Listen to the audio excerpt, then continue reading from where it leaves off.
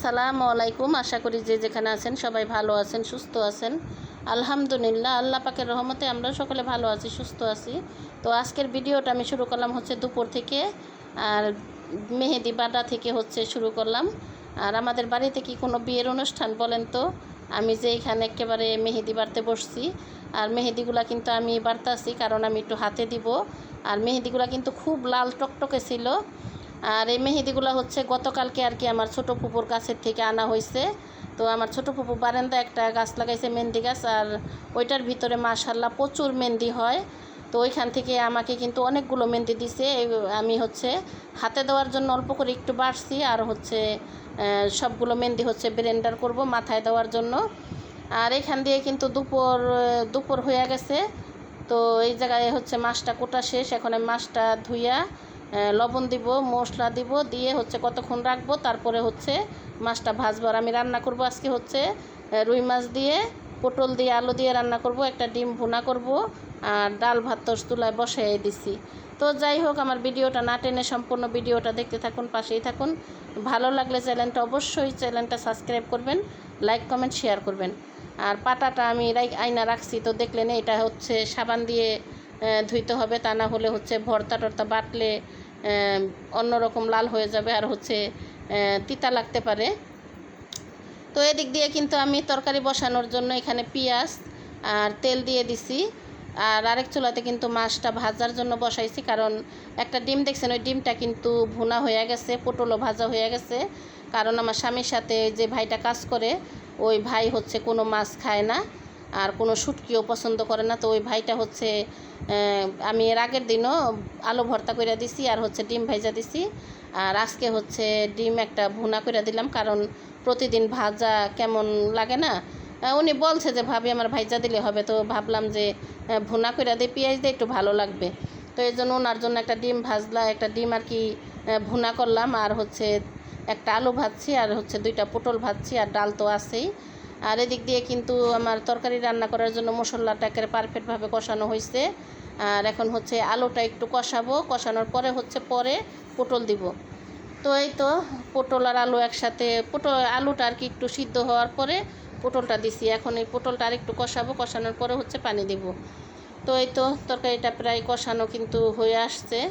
তো এখন কিন্তু আরেকটু নাড়াচাড়া দিয়ে হচ্ছে পানি দিয়ে দিব, কারণ তরকারি ভালোভাবে কষানো হলে ওই তরকারিটা কিন্তু অন্যরকম স্বাদ হয়। তো এই তো এখানে পানি দিয়ে দিলাম।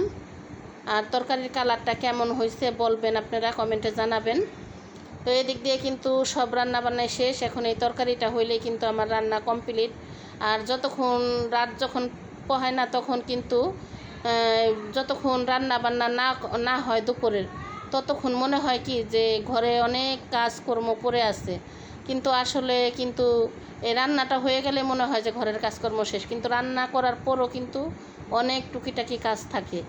তো আজকে আবার একটু কাজকর্ম বেশি হয়েছে, কারণ সব কিছুই হয়েছে, ঘর টর ঝাড়া হয়েছে, এইগুলা তো দেখলেনই।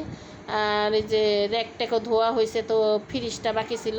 তো আজকে আবার ফ্রিজটা সকালে ভোরে উঠা আমরা বন্ধ করে রাখছি। তো ফ্রিজটা আর কি চুলায় রান্না বসে ফ্রিজটাও পরিষ্কার করলাম। তো অনেক দিন ধরে ফ্রিজটা আনছি, পরে কিন্তু আর পরিষ্কার করা হয় নাই।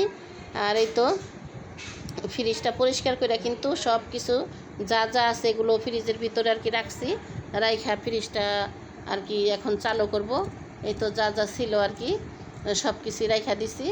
আর এখন হচ্ছে চালু দিয়ে দেব ফ্রিজটা, কারণ ফ্রিজ চালু দেওয়ার পরে আর হচ্ছে এখন আর খোলা যাবে না। আর এদিক দিয়ে পেঁয়াজ টিয়াজ এগুলো তো ঢাইলা রাখলামই। আর এখন হচ্ছে ওই যে আমার স্বামী আর কি খাওয়া দাওয়া করতে চলে আসছে। আর ওনরা খাওয়া দাওয়া করতে করতে কিন্তু আমার ঘরের কাজকর্ম যা ছিল, রান্না করার পরে যে কাজকর্মগুলো ছিল, এগুলো সবই শেষ। এখন শুধু গোসল করব। তো এই তো ওই যে ওনার জন্য পটল ভাজছি, আলু ভাজছি, আর ডিম ভুনা করছি, দেখলেন। এই তো বললাম না যে ওনার জন্য। তো এখানে হচ্ছে এই তো পাতলা ডালও রান্না করা হয়েছে, কিন্তু এখন সব কিছু দিয়ে গেলাম।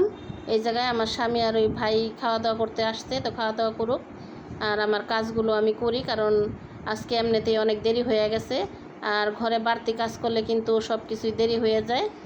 আর এই তো এখন আমি হচ্ছে খাওয়া দাওয়া করতে বসলাম, কারণ এখন বেলা বাজে হচ্ছে 3টা। আজকে খাওয়া দাওয়া করতে অনেক দেরি হয়ে গেছে। আর দেখেন হাতের মেহেদিগুলা খুব সুন্দর লাগতেছে, আর হচ্ছে অনেক লাল হয়েছে, কারণ এত কাজকর্ম করে আসলাম, তারপরেও কিন্তু মেহেদির কালারগুলো উঠে নাই। আর এখন এই যে কত রকমের মেহেদি বের হয়েছে মেডিসিন মিশানো, তো এই মেহেদিগুলোর কালার কিন্তু থাকে না, চলে যায়, কারণ হাত একবার দুবার অন্য অন্য কাজ করলে কিন্তু এই কালারগুলো নষ্ট হয়ে যায়। আর এগুলা কিন্তু গাছের মেহেদি, এগুলো এখন ওই লেগা এইগুলো কালারগুলো নষ্ট হয় নাই। তো এই তো এখন হচ্ছে রাতের বেলা আমার স্বামী দেখেন কি নিয়ে আসলো, দেশি পেয়ারা আর হচ্ছে 2 রকমের পেয়ারা আর কি একসাথে নিয়ে আসছে। আর পেয়ারাগুলো আমি একটা ধুয়ে আর কি মুখে দিলাম, তো পেয়ারাগুলো খুব মিষ্টি ছিল আর খুব ভালো ছিল। তো যাই হোক, আমার আজকের সম্পূর্ণ ভিডিওটা আপনাদের কাছে কেমন লাগলো কমেন্ট বক্সে জানাবেন। কথার মাঝে কোনো ভুল ত্রুটি হইলে ক্ষমার দৃষ্টিতে দেখবেন। তো আজকের ভিডিওটা এই পর্যন্তই। সবাই ভালো থাকবেন, সুস্থ থাকবেন, সবার কাছ থেকে বিদায় নিচ্ছি। আবার দেখা হবে আগামী কোনো ভিডিওতে। আল্লাহ হাফেজ।